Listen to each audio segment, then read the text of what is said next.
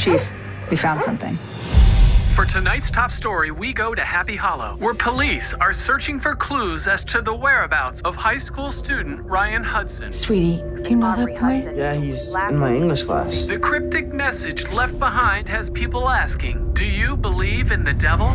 Hey, I'm Damian Holbrook from TV Guide Magazine and TV Insider, and I'm talking with one of our favorites, Julie Bowen, who is back to scare us again this year with the new series. It's so creepy. It's called Hysteria. It's on Peacock. You think Hysteria might be funny, but this is, again, this is your second horror movie in the last year, right? Something like that, yes.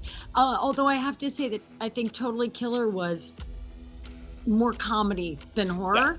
Yeah. But I definitely signed up for that one for the stunts, and that made me confident enough to do Hysteria because there's a lot of stunts. Yeah. And so your character, for everyone who doesn't know, it's set in the 80s satanic panic. We're in a small town of Happy Hollow, and your character is one of the very concerned moms, but a lot of the other moms in town are concerned for kind of superficial reasons. Mm-hmm. Yours definitely is getting evidence that she should be concerned.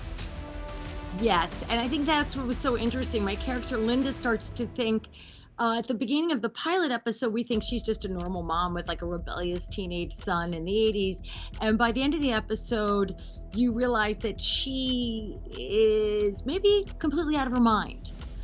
We are not sure what's actually happening. She's let in all these ideas about Satanism and the occult, but as we know that we're adults, we know that's not real.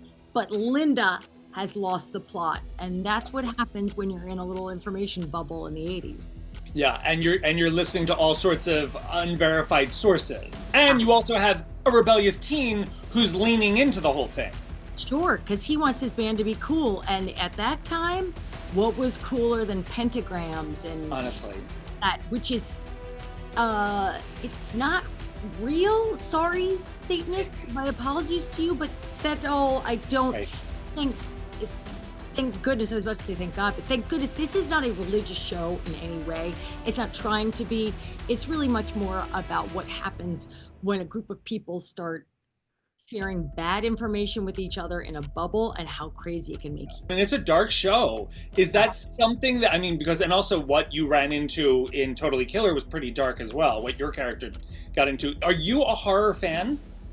I am not.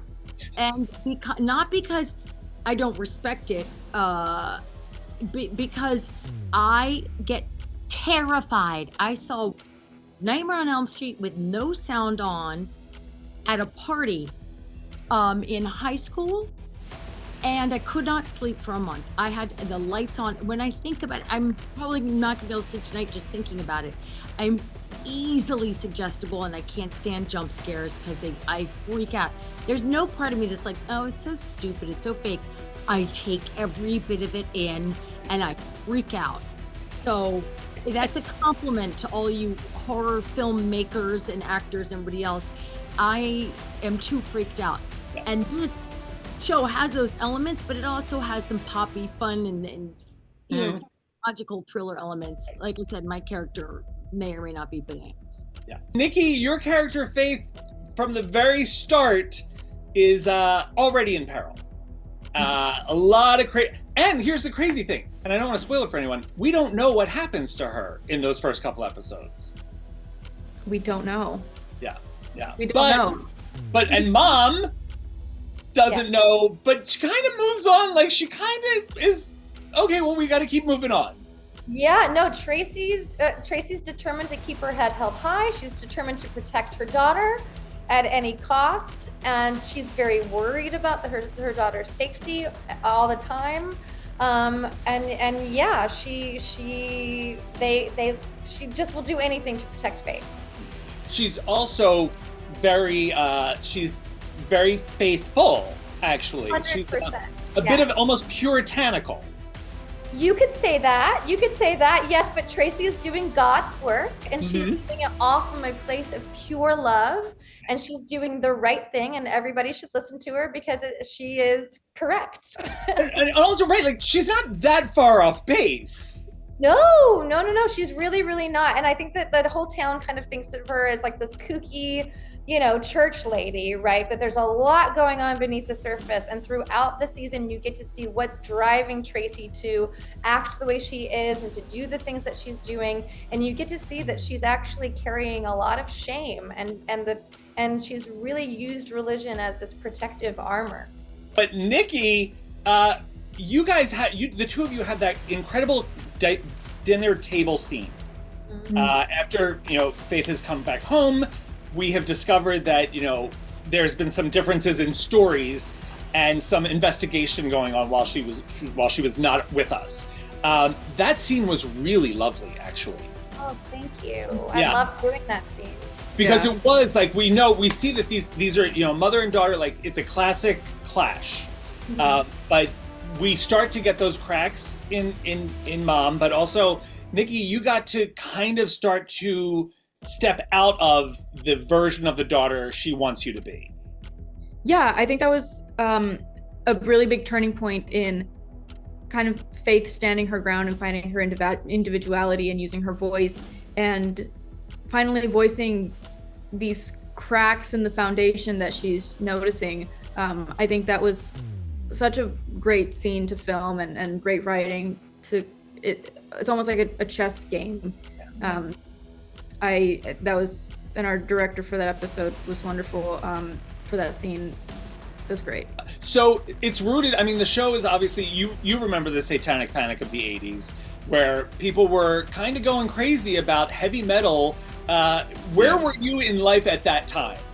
In life, metal was never in my life. Metal is never in my life. I listened to the Carpenters, you know what I mean? Like Herb Alpert and the Tijuana Brass is about as heavy as I get. If anyone ever complains about my music, it's like, what, Herb Alpert driving you crazy? Too many horns? Yeah, too many, the brass driving you nuts, And so I never played that game. So honestly, the truth is, heavy metal, I could see why certain people would make that link of like, the lyrics are really dark. It's angry music. It's unstoppable. It's music that you think Satan would have written. If he sat down on a lunch break and went, I'm gonna write a #1 hit, like Katy Perry, instead of Katy Perry, it's Satan. What would I write? The problem is they made the problems for themselves by doing that. I think a lot of kids did it out of rebellion. But I've been reading up on it all, and it took so many resources away from actual problems that kids were having. Right. They were like, no, we got to make sure the kid's not possessed first, or let's go through and get all those books, It was a very weird time period because they took it so seriously, and then all these decades later, you go, okay, so who went to jail? And it is also, it's a lot about teen rebellion. And the crazy thing is, like, at the time of the Satanic Panic, I think you were working on probably the original Evil Dead.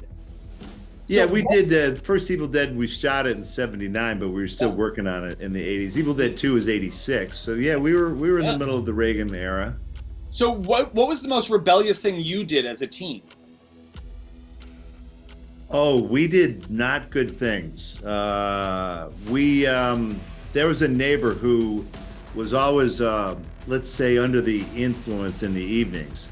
And my brother and I would shoot bottle rockets at the house. This woman, God bless her, would open up the door and go, yeah, blah, blah, blah. We had a bottle rocket that hit the screen door right in front of her face and blew up. Wow. And the cops came. She blamed us because she knew we were kind of troublemakers across the street. Cops knock, knock, knock. Hey, so we hear you're shooting bottle rockets at the house, and we're like, well, officer, he couldn't deny it. And we were so terrible. We got out of it because we blamed it on the fact, well, she's drunk. She doesn't know. She's lying. So that's pretty bad. So guys, I think we're all old enough to remember when the Satanic Panic was happening.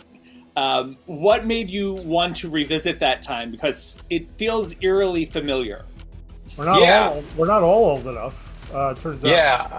I was born in 1990, so I did not live through Get out. wink of it. Yeah, sorry. But a couple of years ago, when I first started writing this and working on it, I think I was feeling the way a lot of other people were feeling, which is that this uneasiness that things we used to consider facts and sort of what we'd agreed upon as reality was now being challenged, and it started feeling a little bit more malleable, and everyone's reality started shifting just a little bit, and that didn't sit well with me. So I did start looking back into periods of history where moments like this occurred, and landed in the Satanic Panic of the 1980s, which is a much more fun and vibrant time to talk about all of these things than today. You get to sit back and enjoy heavy metal, horror movies, John Hughes stuff, all of that kind of things. And, bring it back home to, we've said it at this small town in Michigan where I grew up. I didn't grow up in Happy Hollow. Happy Hollow is a fictional town, but it's very much based off of the kind of world that I grew up in. And the combination of what we think might be some supernatural stuff, but there's definitely occult stuff happening in this town. With the hysteria of the title, it's a very interesting intersection, because there is still some moments of, like you said, there's some fun. These teenagers are funny in that they're basically leaning into the whole idea of the Satanism and heavy metal. But there's some very dark themes going on here, including, just parenting stuff. How did you find that tone, and where did you want it to land? One of the things that I hooked into, I joined the project after Matt had written the pilot, and you're hitting on one of the things that I really hooked into, which was the relationship between teenagers and their parents, and that fear that as you have a teenager making some really bad decisions, but then you also have adults making really bad decisions, and I think that that fear of what is my teenage son going out and doing now, especially set in the 80s, pre-cell phones, pre-internet, they go off into the wild of the night. And what is my teenage son doing? Well, it turns out he's getting up to some no good, and that fear that's so grounded in family relationships is really what drew me to the project, and I think we've really developed that throughout the show, about it's not just this one family, it's this whole town.